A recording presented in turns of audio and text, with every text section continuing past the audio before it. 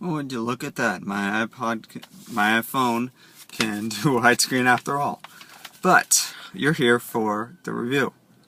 Well, there are 2 movies out to see this week. Unfortunately, due to the fact that I have to go into work early tomorrow, I only saw one. Which one do you think I saw? Yes, I saw White House Down. And here is its review. I actually thought it was very good.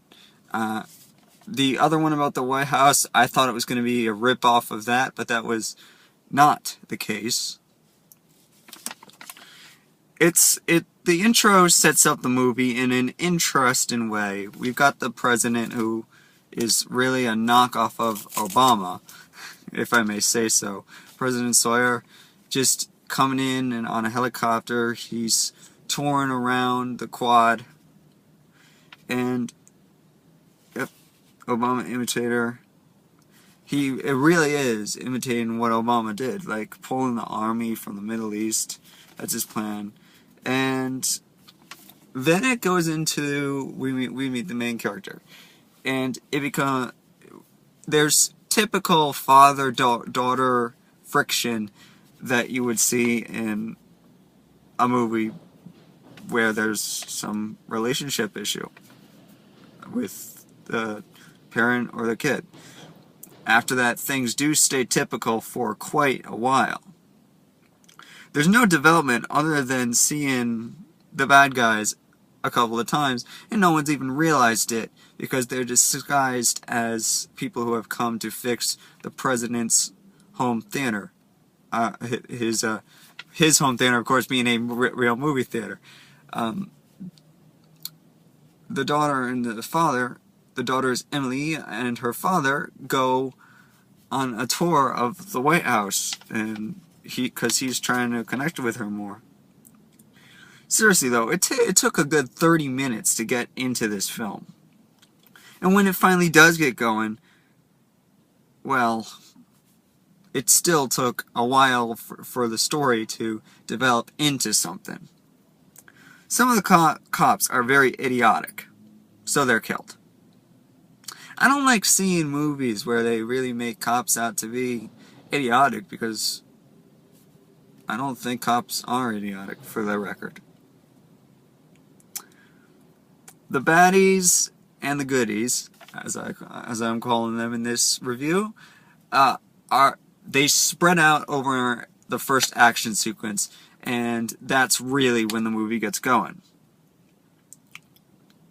Sure enough, this has to be orchestrated somehow, and what it was is a guy named Martin Walker, an assistant to the president, who betrays the president, and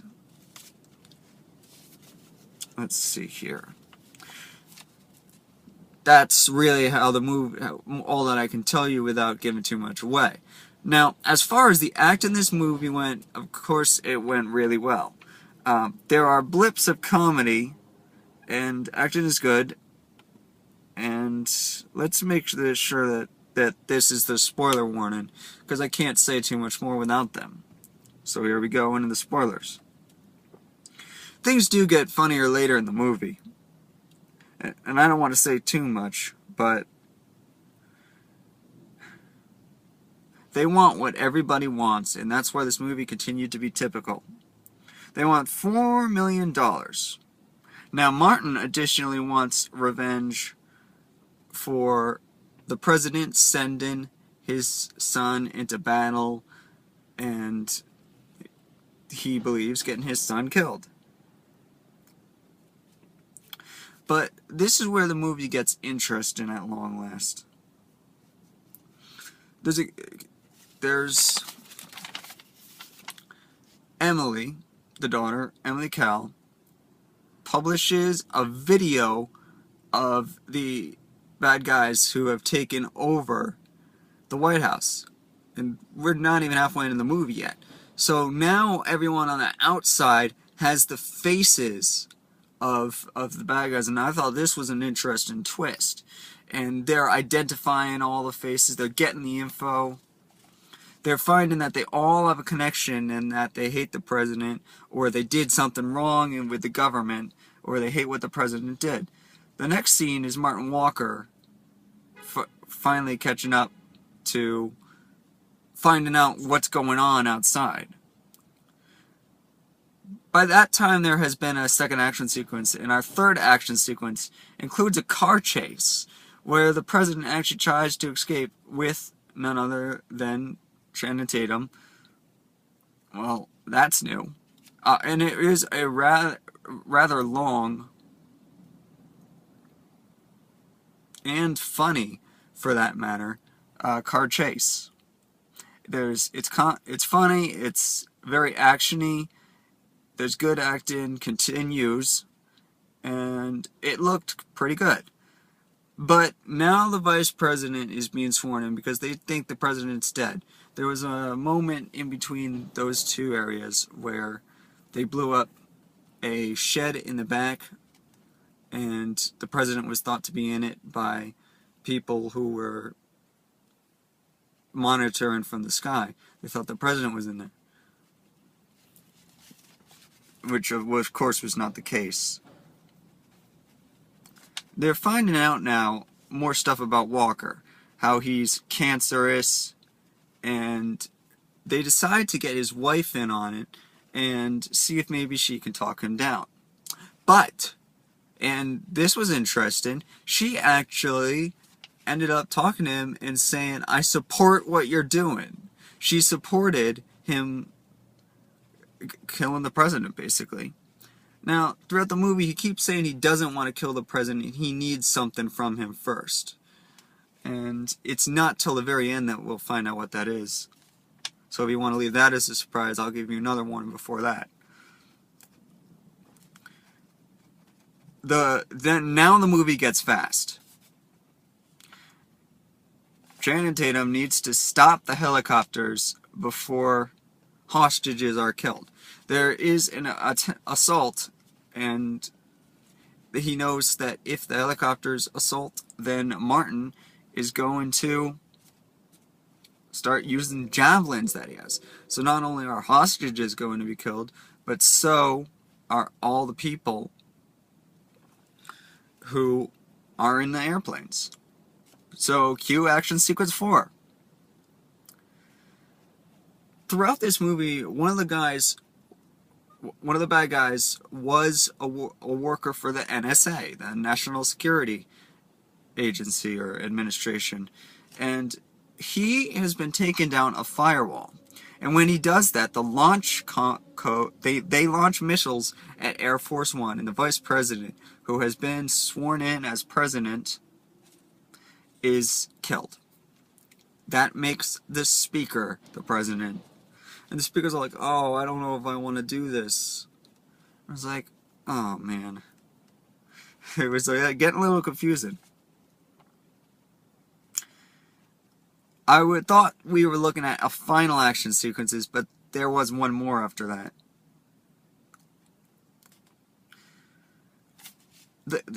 When we did come to the final action sequence, it included the burning down of the White House, and I thought that's exactly what was going to happen, but that's not what happened.